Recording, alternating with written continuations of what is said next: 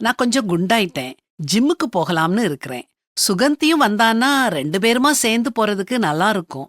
அவ வர ஒத்துக்கிட்டதுக்கு அப்புறம் தான் ஜிம்ல சேரணும்னு ரித்திகா சொன்னா.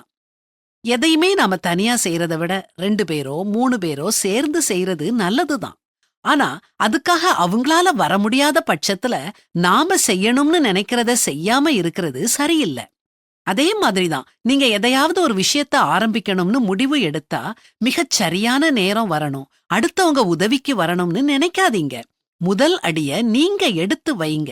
நீங்க ஆரம்பிச்சதுக்கு அப்புறம் அடுத்தவங்க வருவாங்க, ஆதரவு கிடைக்கும். நீங்க தொடர்ந்து உற்சாகமா செய்யும்போது அதது அந்தந்த இடத்துல அழகா வந்து உட்காரும். நடக்க வேண்டிய காரியங்கள் எல்லாம் நேர்த்தியா நடக்கும்.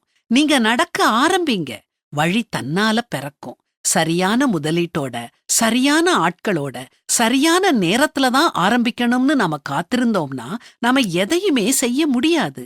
எல்லாம் ஒரே நேரத்துல கைகூடி வராது. நாமே முதலீடா இருப்போம்.